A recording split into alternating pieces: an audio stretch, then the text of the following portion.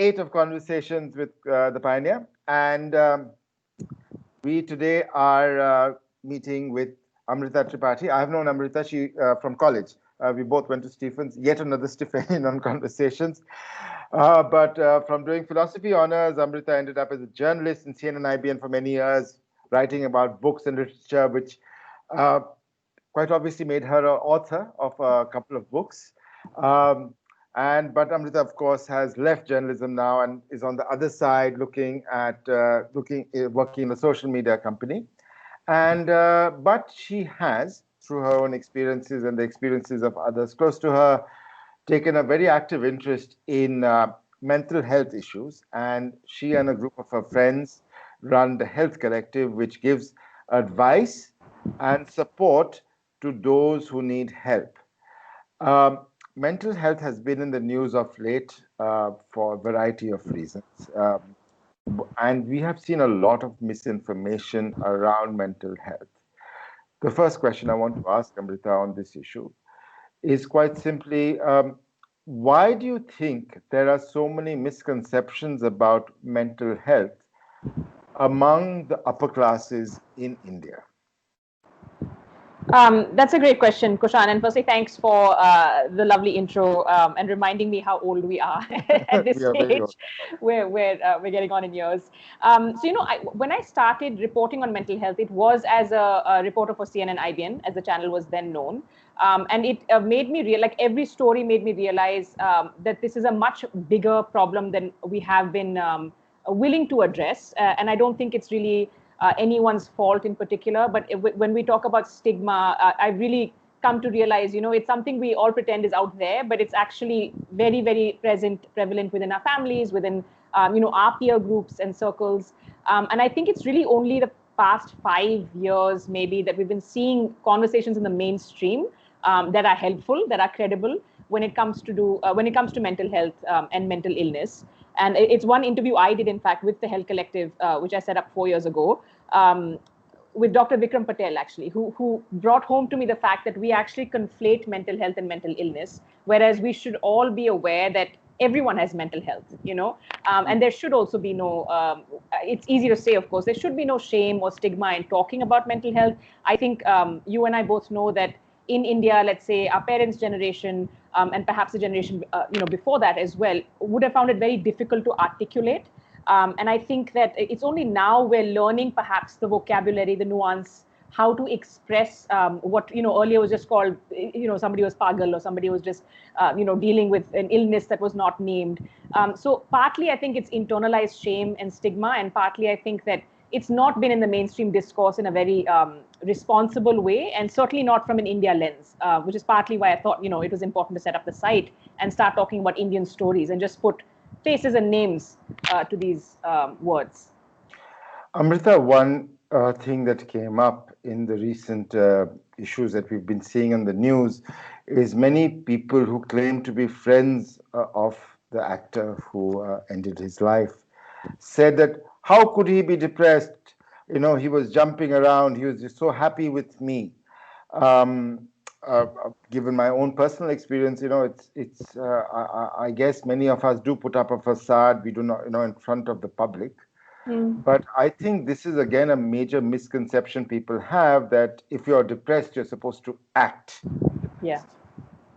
Are there any signs that friends or family can take, that you've learned over the years, that friends or family can say, okay, this guy might need to go see a shrink or a psychiatrist? Sure. And I think, again, I'm just clarifying that I come to it from the lens of a journalist and storyteller, and having done all of these interviews. Of course, the caveat, which my mom always reminds me to mention, is that I'm not a therapist myself. But through doing a lot of these interviews and through talking to people who have shared their own stories of living with depression, and talking to, of course, counselors, psychologists, and psychiatrists, a couple of warning signs do emerge. There's firstly that sense that a depressed person will always act the way we expect them to act. That's obviously, like you just said, very rightly, is a stereotype we should call out. But yes, there tends to be there's a difference between being sad, feeling low, feeling the blues, which all of us will feel, and having something like clinical depression, which only an expert can really diagnose. But some of the warning signs that we've been told are, that friends and family can look out for, a change in sleeping patterns, a change in eating habits, just feeling like you don't want to do anything that you possibly previously enjoyed doing. Dips in mood, of course, can correspond. And the key here seems to be over a period of time. So, if you're feeling low for a couple of days, and that's probably very normal. If you're concerned, of course, you should talk to someone even then. But if it's happening for a couple of weeks, 3-4 weeks, if there's no major life event that you can really, so if I lose my job tomorrow, God forbid, and I'm low for several weeks, I think you can see, of course she would be there, which is how we tend to justify these emotions. But if that persists, and it's affecting my day-to-day life, it's affecting my day-to-day functioning, it could be depression, it could be anxiety. And again, I think the trick here is, as friends and family, I don't think we can force people to see, like we were just talking about stigma. You can't force someone to go and talk to someone, but you can certainly look up, resources. You can be there as an empathetic ear. And a couple of psychiatrists of late have been telling me, including Dr. Soumitra Pathare, who, is the director for the Center for Mental Health Law and Policy in Pune. In an interview we did, he said, it's really important for us to also have this in society, like a layer of people who, educate themselves, know a little bit about mental health, and become sort of mental health champions, right? Because you can't also put so much pressure on the medical system, as it were. So I would say keep an eye out, look out. We have articles on our site that people have that include first-person stories. We have about 300 stories on the site, including many first-person stories. And then the book I co-authored with a psychologist came out last year, called Real Stories of Dealing with Depression. It actually has 9 first-person stories, which a couple of people said help break stereotypes, because it's an IRS officer, it's an academic, it's a journalist. They're all doing professions that you don't, we have these stereotypes in our head, right? How could they be depressed, right? Like, they're so public. Or can a government officer be depressed? Can an IIT student be depressed? And the answer is yes. Your career has nothing to do with these issues. And I think the last point I'd say here is just to be aware that it's a very high number of people who are affected. And, the National Mental Health Survey said for mental disorders, 1 in 10 adults will be going through a mental health disorder at any given time. That's a big number to think about. And if we are people who are not educated or aware of signs to watch out for, then we are people who can't help. We don't know to look out for. We panic when somebody says something, and it tends to have a negative effect, let's say, repercussions, if we just don't equip ourselves with that knowledge. How important was it that Deepika Padukone came out openly talking about her mental health problems? Because, as you just said, why should she be depressed? She is an extremely successful actress and previously a model, global superstar. But she came out saying that she's gone through problems. Was that important as well? And is it important for people who have come out to you? I think this is the book you did with Meera. The second book is with Meera. It's on young mental health, but yes, absolutely. But how important is it, do you think, for people who have gone through problems, who feel confident? I'm not going to force anybody, or you must go and talk, but that try and elucidate your problem, because you could help somebody else as well. And Deepika is coming out helped. So I actually put this to a couple of experts, because again, when I was trying to do the reporting side of it, I was very curious about the same thing, and I think I've heard unanimously that it helped. I've heard that her being so, and I think she did it in a very matter-of-fact way, right? She didn't sort of sensationalize it. She just said, I've been struggling with depression. She set up her foundation. But one not tiny, but a caveat that came again from this interview with Dr. Patel a few years ago, where he said that he just hopes it doesn't create that illusion or misconception that only very privileged people can have depression. He said, in fact, mental health issues like depression and other disorders disproportionately affect the less privileged among us, which makes a lot of sense, right? They don't have structures to support. They have very existential needs they're battling with. So it might not come out in the same way as, say, Deepika Padukone. But I think her disclosure seems to have helped also bring depression into the kind of mainstream vocabulary through reporting in a much more responsible way, perhaps, than we've seen before. Depression and anxiety now you can hear in, I'm talking about actually pre this terrible chapter we just saw over the summer, where I think it's done a lot of people a lot of disservice the way this tragic death was reported. But to your point, so we have the two books. I'm just going to plug them briefly here. Real Stories of Dealing with Depression, which I co-authored with Arpita Anand, who's a therapist and psychologist I've known for years, and then Young Mental Health with Meera Haran Alva, which came out this year. In both of them, we thought it was very important to, center the book around lived experience. And I found two things happen. One is, with the first book, as I was saying, people find that it helps dispel stereotypes, because you're reading someone's journey. You're reading, what it feels like, and what did it feel like when somebody didn't want to wake up and take care of their kids. And it takes a lot to really excavate that kind of very personal thing. So I would personally not put pressure on anyone. I think sometimes there seems to be a pressure to perform, like you said, perform depression or perform mental health in a way too. So I wouldn't want anyone to really feel that pressure.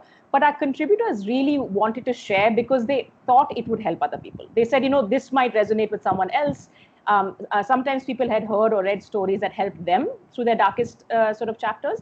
So I don't think there's anything more powerful than actually having someone share their own story of their own free will, of course, for people to see. And again, for me, it's been interesting because in the journey I've taken with the Health Collective, prior to that, I was noticing most of our references, and this is the pre-Deepika Padukone era, if you would, most of our references were, Western examples or classics when it comes to writers or people sharing their stories. We didn't have too many in the mainstream media, at least, or references that are just Indian stories. And I know that it sounds funny to say that, you need to have an India lens, but in a way, it helps people relate, right? I mean, if Anvesh Pokuluri, who was an IIT student, is talking about what his life was like in small town India, and then he was coming out in the depression and, suicidal ideation, even with a trigger warning, it will go, I think, it will go a longer way for a kid sitting in a small town. We had Anand Zanani, also a journalist, talking about, his experiences in Lucknow, Bhopal, Delhi.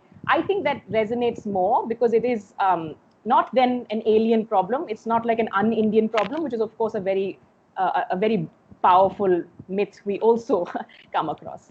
No, I think as we've all been exposed to American pop culture, the concept of the shrink and the shrink's room is quite present, even in a sitcom. Charlie Sheen plays a shrink after all. But it's in India, of course, it's not there in pop culture. It's not there in Bollywood. It's not there in TV shows.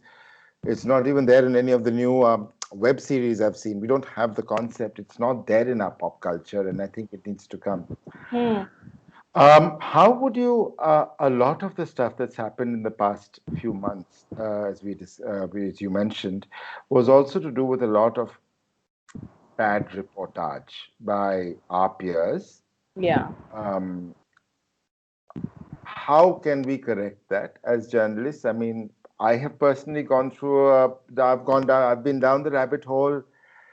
I know how dark and depressing it can be. I know how weird it can be. But nobody, other than a very, very few people, nobody really realized, but we'll get to that later. But okay, how can we as journalists, I mean, I'm talking of the larger collective of journalists, do this? I mean, I was angry. I was genuinely angry at some of the reportage around this. As a journalist, as I was angry at my peers. How can we improve? What can you do to help them? Or not help them, but train them? Yeah, I mean, that's really, one is that, you do feel angry, and you do feel it is depressing, and it's actually very triggering for people who are going through a difficult time in their lives to be bombarded with the way we saw this reportage play out. I think to move to a more constructive space, I've seen very, very solid efforts by, mental health advocates and experts in the field to do training workshops for free. A journalist could just easily sign up for one of those to understand how to report suicide. Somebody might not have time to do a webinar. It's very easy to find the WHO guidelines or the Samaritans guidelines on reporting suicide. And I really think, Kushan, I think if journalists and reporters, and also editors, let's not forget editors, and if they realize that, you could potentially be saving a life, like if it was really brought home to them, suicide is not a sensational story. I mean, suicide used to be a sort of attempting suicide was a crime in India till a few years ago. It was covered in the crime beat. It's still pretty much, it's police reports and, that kind of crime reportage lens given to it. But the fact is, it's actual families. I think if you go and talk to anyone who is a survivor of suicide loss, which is, I can direct people to a couple of stories we've done on our site. It just profoundly moves you to realize that, one, it's a family that's destroyed, but two, they have no recourse, right? Because there's also character assassination going on. People are completely traumatized, like in that ecosystem by what's happened. But the second thing is, copycat suicides are a huge issue. So the way you report, I don't think you can say this for every beat or every story. The way you report here can save lives. You can choose not to sensationalize the case or speculate on what led to the suicide. You can choose not to, and this is in keeping with best practices, mention the means of suicide. We do not need to know that. It adds nothing to your story. It can be like there's something called the Werther effect. And Tanmoy Goswami, actually, before he joined The Correspondent, he had done a piece for us on the website where I just asked him to look at media reportage of suicides and what does it mean. And he put together this really solid piece. I was, really happy to have that piece up. But it doesn't help anyone if no one reads those, right? And it's kind of one of those things you think about, when you go to J school or you have talks with young journalists or you talk to editors. Shouldn't this be a higher priority than it is? The way news organizations impact each and every one of us, they can save lives. I mean, and again, like I will send you these links so we can circulate those. Finding the guidelines to follow, they're pretty clear, they're very straightforward, and it's evidence-based, right? So I would just say if our peers could, follow the lead of best practices on suicide reportage and reporting, it would do huge favors. Okay, so this video is going to go up on World Mental Health Day, and in the notes of the video, see the comments in the notes. Please take a look at all the links that Amrita will be sharing with me, not just to the Health Collective, but also to some of these stories. I'll just give you my personal experience. Back in 2005 through 2007, I was in a bad place. It was a mix of everything: career, money, blah, blah, blah, just sort of, and what am I doing with my life sort of situation. And I got help. I got help. I will not give any. My mother helped me out a lot. She suggested. She was the one who suggested that I get help, and we did. And ever since then, you kind of know. You sort of, you yourself know, because you've been down there once. You know what are the warning signs for yourself, and you tell your partner or your spouse or your friends, if I start acting this way, just tell me. I mean, and that's important. And with regards to suicide, I think I should also have a talk with my correspondents as well, because I think, until, you're right. I mean, we don't know the stories of the families that are destroyed by suicide. If a young child or, for whatever reason decides to end their lives, it's not, I think the big mistake we make is also calling it the easy way out. It's not easy. Kushan, I just want to say one thing. I really want to commend you for the way you're choosing your language, because that's one of the first things you can do, right? Not use certain phrases when it comes to suicide. So I want to say that you're already really showing the way. We need more editors like you, to talk about suicide in a sensitive way. And the second thing, sorry, I did want to add in, because you mentioned the child. When I was working on this book, Young Mental Health, I don't think till I started working on this book, even though I've been, reporting on mental health for a few years now in a serious fashion, I don't think I realized that suicide is the #1 cause of death for young Indians. I think it's the age group of 15 to 39 broadly, but 15 to 29. It's the #1 cause of death. I don't think this hits home in our reporting. I don't think we realize what that actually means. And it means that a lot more families are affected by this than we think. Yeah, I know. And today we do have problems of cyberbullying. Bullying has always been a problem, and I don't think, no matter what we do, bullying, ragging, whatever you want to call it, will not go away. That's the way it is. But right now, unfortunately, I guess, at a level, social media sites have also enabled cyberbullying to a degree, whatever it is, through direct messages or whatever. You have people being bullied, you have body shaming, you have fat shaming, you have issues like that, and that sort of pushes vulnerable youngsters, and they are much more vulnerable because, they don't, unlike us, maybe by the time you hit our age, you know how to let certain things slide. They can't let those things slide. And I don't think parents are also aware how deeply connected their kids are to the internet. Do you think any warning signs parents can have, parents or elders can have, and what more do you think schools should do with the book you did with, with Mira? Yeah. But what can teachers do? What could parents do? What could any other adult around, which could be a grandparent, could be, what could they do? And how much more should schools possibly invest in having a counselor, maybe not a psychiatrist, but having just a counselor who's aware of all this? And I know some parents get very upset, my kid's fine. Yeah. But, you don't really know if the kid's fine. Yeah. So we had, leading child and adolescent psychiatrist, Dr. Amit Sen. He wrote the foreword to our book, and some of his interviews are, very prominently featured in the book. And it's through him I was, understanding more on the issue we face with bullying. And he said, from the work they do, there are so many schools which just think it's not an issue. And he said it's in every single school.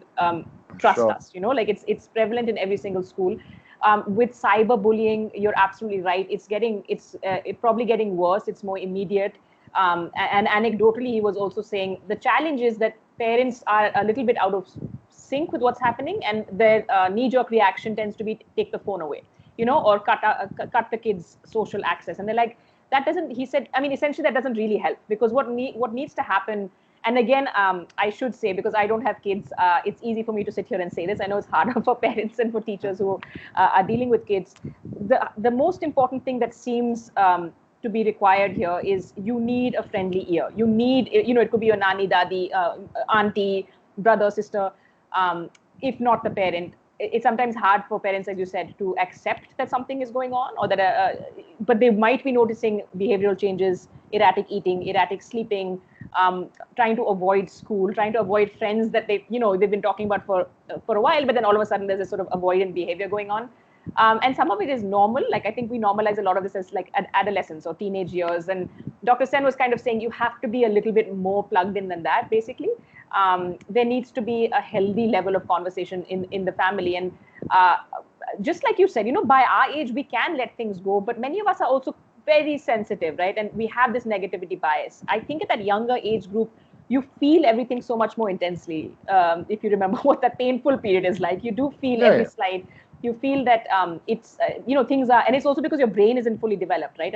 Just in terms of the big picture of that. But you do feel that everything is do or die. This is the end of the world if you're being, embarrassed or bullied or ostracized in school. So I think that I would love it if, teachers, and Mira was a counselor at a school before going to private practice. I would love it if teachers picked up our book, even just to read a couple of chapters.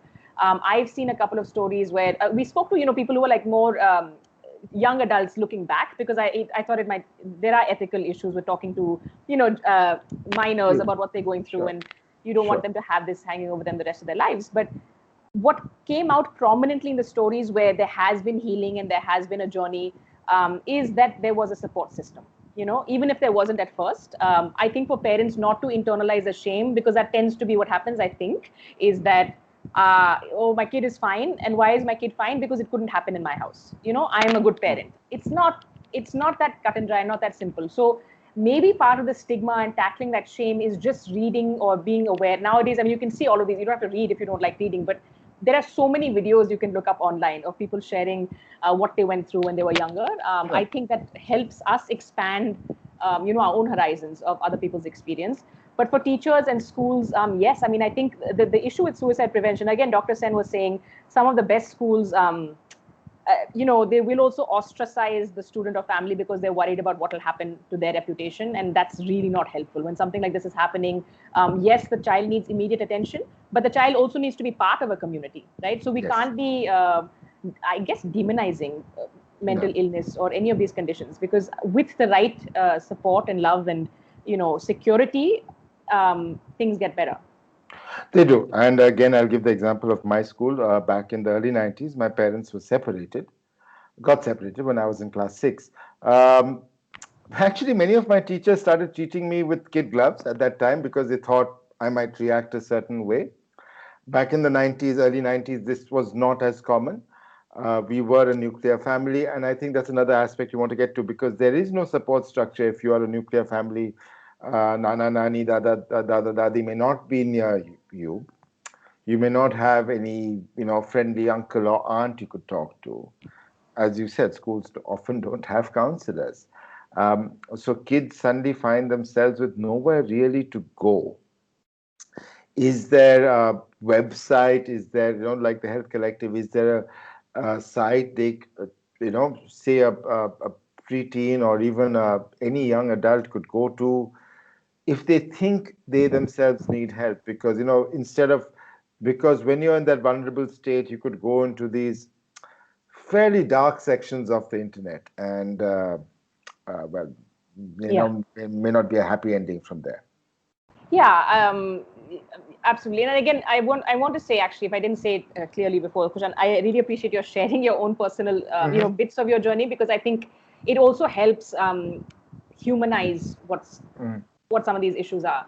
I have to look up exactly what I got. A few recommendations from teenagers, actually.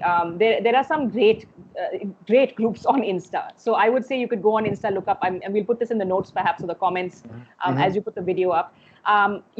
Folks like Dr. Amit Sen and Dr. Shelja Sen, who set up Children First, they should be easy enough to reach and easy enough to talk to. So even if you don't have a parent, if you're a child and you don't have a parent of, cousin or aunt or uncle you can speak to, yes, you can visit, you can, set up a call yourself. I look up some of the safer, I think, communities on Insta where you have folks talking about their own experience of dealing with anxiety, bullying, disordered eating. But it's also something I've done a couple. So I had several issues growing up, and I've spoken only a little bit about some of them that included self-harm and having a sort of disordered eating. I put a lot of my experiences and then used my imagination and wrote this novel called The Sidious Knot, which is very dark. But I've had the best reactions, I can tell you, from high school students and early, young adults and adolescents, because I think that the trick is also not to try to make everything sound like fluffy and marshmallows and rainbows. I think teenagers and young adults really respond well to honesty. So even if a parent or relative or like you said, in a nuclear family, it's tough, but maybe in school, a teacher that you think likes you or is a friendly ear, just anyone who can create that non-judgmental space, but is not kind of dumbing down or talking down. Kids are so receptive to like sort of BS, right? Like they can see right through that. So I think we need more of those champions, and we can all be that to someone, which would make such a difference. Before we end, my last question to you is: do you think there will be? I'm a bit fearful about what the impact of this pandemic and staying at home and not socializing will be. I mean, everybody calls me a very gregarious person, and I feel. I mean, I'm urging to go out. In fact, I did go out a couple of nights ago, just to the Habitat Center bar, which was empty. But being stuck at home, whether you're an adult or a child, might lead to more problems. Maybe 1 year, 2 years, 3 years down the line, even after things open up, and people should be wary of that, right? Yeah, absolutely. I mean, I think that the therapists I've spoken to, I mean, they're already seeing an uptick in anxiety and, people reaching out who are very stressed about what's going on. And then Dr. Patari had some advice for students because, there was all of that chaos about exams. Are they happening? Are they not happening? And how do you deal with this, right? I mean, your entire future, your present is uncertain and no one can actually say it's going to be fine. I think the challenge is kind of finding ways to, as he put it, like control what you can control. So for some students, it might be the family supporting to say, look, you're taking a gap here, essentially. We're still here, things are going to be fine. We have to find that kind of, I don't want to use, like, resilience is overused. And I think it puts too much pressure on people who are already going through things. But I think if we're the allies or the, friendly village elders or the champions or, even providing some sort of safe space for people to vent and there's no judgment, we can get through this. And I know this sounds like a little bit like, I have rose-tinted glasses on right now, but I've seen what I've seen that's given me a little hope, despite the terrible summer of reporting and this year in general, is that younger people are asking better questions. They're much sharper and they're much more open about talking about what's going wrong. So I think they're showing the way, actually. Okay. So much. Thank you, Amrita. We'll stop the recording now. Thank you again for your time.